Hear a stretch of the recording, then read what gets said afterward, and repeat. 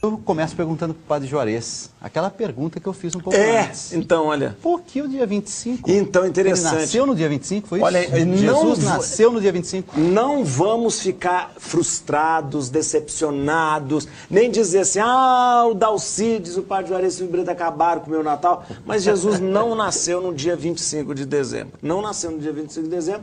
Agora, o porquê dessa data do dia 25 de dezembro? Olha que interessante. Vamos lá. Nessa época que o Natal começa a ser celebrado, a gente vê o cristianismo chegando em várias regiões pagãs. E o que mais se celebrava nessas regiões pagãs era justamente a grande festa aos astros. E existia a grande festa ao Deus Sol, ao Sol. Aliás, no dia 25 de dezembro havia uma festa chamada a Festa do Sol Invictus. Sol Invictus.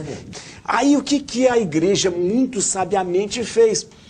Todas as pessoas falando, olha, nós celebramos o Sol, Deus Sol, Deus Sol. Aí a igreja chega e fala assim, o verdadeiro Sol da nossa vida é Jesus. Lindo. E aí, bem-vindos, galera interessante, para mais um vídeo aqui do canal. E hoje vamos falar a verdadeira história do Natal. Será que vocês sabem quem é esta figura aqui? Uma carinha colocada na nota, nas moedas. Será que eles colocaram sem motivo algum, uma cara dessa que vem há muito tempo? Você vai saber quem é esta pessoa, você vai saber como começou o Natal, por que colocamos presentes debaixo das árvores, vai saber também por que muita gente faz esse diz que é o sinal da cruz, na verdade é um T, né? Você vai saber também por que muita gente comemora a Quaresma, e tudo isso vai estar aqui nesse vídeo aqui. A verdadeira história do Natal. Todas as vezes que você olhar para o presépio, você sabe muito bem definir ali os personagens. Mas onde está você no presépio? Onde está você? A próxima vez que olhar para o presépio, veja você lá. Você é o burrinho do presépio. Você é o burrinho do presépio. Você é o burrinho do presépio. A verdadeira história do Natal vem de rituais a deuses pagãos. Era um dia consagrado à celebração do Sol Invicto. O Sol tem sido cultuado como um deus em diversos lugares. Em greco-romano como Apolo, Ra como o deus egípcio, Utudos na Babilônia, Súria na Índia e também Baal e Mitra. Mitra era muito apreciado pelos romanos. Em seus rituais, apenas homens participavam. Era uma religião de iniciação secreta semelhante aos que existe na maçonaria. Aureliano, imperador da Roma, estabeleceu no ano de 273 d.C. o dia do nascimento do Sol em 25 de dezembro, Natalis Solis Invicti, que significava o nascimento do Sol invencível. Todo o império passou a comemorar neste dia o nascimento de Mitra Menino, deus indo-persa da luz. Era também nesta noite o início do solstício do inverno, segundo o calendário juliano, que seguia a Saturnália, de 17 a 24 de dezembro, festa em homenagem a Saturno. Era, portanto, solenizado o dia mais curto do ano no hemisfério norte e o nascimento de um novo sol. Estas festividades pagãs estavam muito arraigadas nos costumes populares desde os tempos imemoráveis para serem suprimidas com a chegada do cristianismo, que foi incluso como religião oficial por decreto de Constantino em 317 a 337 d.C., então imperador de Roma. Constantino, como antigo adorador do sol, sua influência foi configurada quando ele fez do dia 25 de dezembro uma festa cristã junto com a Igreja Católica Romana, que viu a oportunidade de levantar sua bandeira. Ele, de comum acordo com a Igreja, transformou as celebrações de homenagens a Mitra, Baal, Apolo e outros deuses nas festas do nascimento de Jesus Cristo, uma forma de sincretismo religioso. Assim, rituais, crenças, costumes e mitos pagãos passam a ser patrimônio da nova fé, convertendo-se deuses e ídolos locais em santos, virgens e anjos e transformando ancestrais santuários em igreja de culto cristão. Deve-se levar em consideração que o universo romano foi educado com os costumes pagãos, portanto não poderia ocorrer nada diferente. No Antigo Egito sempre existiu a crença de que o filho de Ísis, rainha dos céus, nasceu precisamente no dia 25 de dezembro. Ísis, algumas vezes, é mãe, outras vezes é virgem, que é fecundada de maneira sobrenatural e engravida do Filho de Deus. Comparando isso a Maria, mãe de Jesus, não é coincidência. Mas onde tudo começou? Essa história é antiga e macabra. macabra. Já deixo bem claro que foi bem pesquisada e os fatos são de pesquisadores, arqueólogos, manuscritos eruditos, Bíblia, entre outros. Tudo começou quando Noé embriagou-se de vinho e Cã viu a nudez de seu pai e numa afronta àquela época foi caçoar falando para seus irmãos e irmãs que seu pai estava bêbado e nu. Sem Jafé, seus irmãos foram de costa com o pano e cobriram seu pai, que no outro dia, ao descobrir, amaldiçoou Cã. Do filho de Noé, Cã, nasceu Cuxi. Cuxi gerou Nimrod, ou Nimrod, que significa rebelado ou os que se rebelam. Ele foi o primeiro homem poderoso na terra. Ele foi o mais valente dos caçadores. No início, o seu reinado abrangia Babel, Ereque, Acabe e Calné, na terra de Sinear. Dessa terra ele partiu para a Síria, onde fundou Nínive, Reabotir e Calá. Vejam em Gênesis capítulo 10, do 6 ao 11. Ele também fundou a Grande Babilônia, cidade onde saiu a maioria dos ídolos pagãos. Cidade que é tanto falada em Apocalipse. Mas isso é uma outra história. O fato é que ele tinha ódio de Noé e de Deus por causa da maldição jogada em sua família. E quando fez a cidade de Babel, construiu nela uma grande torre, numa afronta ao pacto que Deus tinha feito com Noé, dizendo que não mandaria mais dilúvio contra a humanidade. Nimrod, desacreditando, ameaçou vingar-se de Deus se este quisesse novamente inundar a terra, porque construiria uma torre tão alta que não poderia ser atingida pelas águas se viesse outro dilúvio, e também vingaria a destruição dos seus antepassados. Pesquisadores contam em suas descobertas em livros e papiros antigos sobre a velha história, onde se tem um relato mais profundo sobre o assunto, que Nimrod subia pela manhã na torre e do alto era adorado pelo povo como o rei dos céus e também como Deus Sol, ou seja, o mesmo que Ra ou Horus, que é tanto cultuado na maçonaria e outras seitas.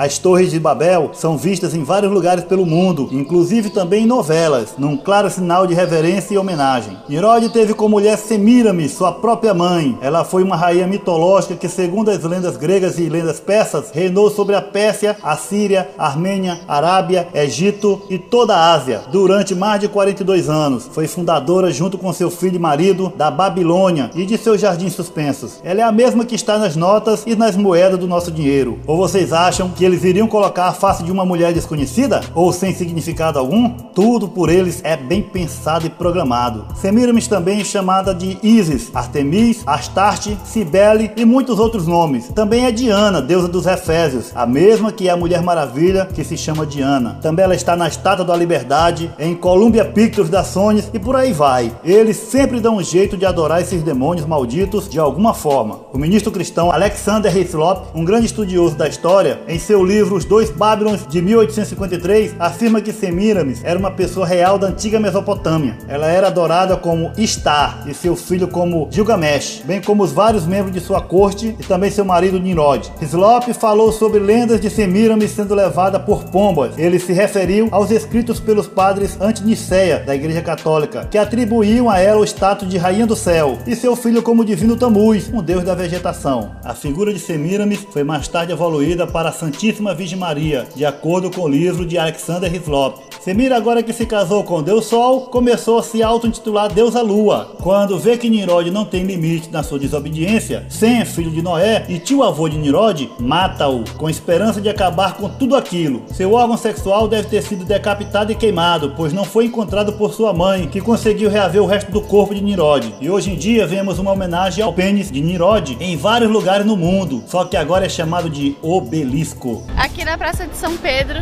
a gente vê esse obelisco, ele é do Antigo Egito e diz que o Papa Sisto V colocou uma parte da cruz original de Cristo lá em cima do obelisco. Vejam só quanta loucura eles fazem pelo mundo. Esse obelisco está espalhado pela terra e é uma representação do órgão sexual de Nimrod. Mas vamos para frente. Mas como Deus poderia morrer? O povo começou a questionar Semíramis. Para evitar confusões, ela disse que ele não morreu, apenas voltou para o seu lugar de origem. Afinal, se ele tivesse morrido mesmo, o sol não nasceria mais e nem continuaria brilhando. Pouco tempo depois, Semíramis descobre que está grávida. Mas isso não é possível, afinal seu filho marido está morto. Ela mente novamente, desta vez para encobrir seu adultério, dizendo que o espírito de Nimrod, o espírito de Deus, a engravidou. Semiramis chama seu filho de Tamuz, e para continuar o engano, ela diz que ele é o próprio Nimrod. Daí surge a primeira ideia de reencarnação no mundo, que hoje em dia é difundido tanto aí como Allan Kardec, Chico Xavier e muitos por aí. Um certo dia, quando estava no bosque, Tamuz morre acidentalmente por um porco do mato, e seu corpo é encontrado em cima de um tronco de uma árvore. Mais uma vez o povo pergunta como é que um deus pode morrer, e Semiramis de novo diz que ele voltou para o seu lugar de origem. Daí começou a festa natalina e a quaresma, pois na árvore que morreu Tamuz, o povo vinha deixar presentes. Daí que surgiu a árvore de Natal, onde muitos colocam presente embaixo da árvore, fazendo um ritual sem saber mesmo o que estão fazendo. E por ter sido morto por um porco, Semiramis proibiu o povo de comer carne por 40 dias em homenagem a seu filho, e para que ele seja sempre lembrado nesta data. Daí que veio a quaresma de hoje em dia. Hoje também o povo faz o sinal da cruz, quando passa por igrejas, cemitérios e etc. Este sinal da cruz é o T de Tamuz, que era feito na época. Em nome do Pai, e do Filho, e do Espírito Santo. Amém. Esse é o rito, essa é a letra do rito. E marca com um tal, ou seja, com o sinal da cruz, um T. Questo è tanto importante insegnare ai bambini a farsi bene il segno della croce. Eles também foram adorados em forma de fogo como chamas de tocha pelo povo pagão. Hoje são representados nas velas, que muitos acendem, seja por pessoas mortas ou em procissões. Depois disso, Deus destruiu a Torre de Babel e confundiu a linguagem do povo, que já não se entendiam mais. E aqueles que se compreendiam faziam grupos e dividiram-se por todos os lugares. Da Babilônia eles vão para a Pérsia. Agora Nimrod, Semiramis e Tamuz são uma trindade na Pérsia, que era representado na mesma forma que a egípcia. Depois cai a Pérsia e começa a surgir um novo império através de Alexandre. Com isso a Grécia começa a crescer e a trindade se disfarça novamente. Nimrod se torna Zeus, Semiramis Afrodite e Tamuz agora é Eros. Mais uma vez cai a Grécia e eles migram para o Egito. Surge então Osíris, que é Nimrod, Ísis, Semiramis e Horus, que é Tamuz.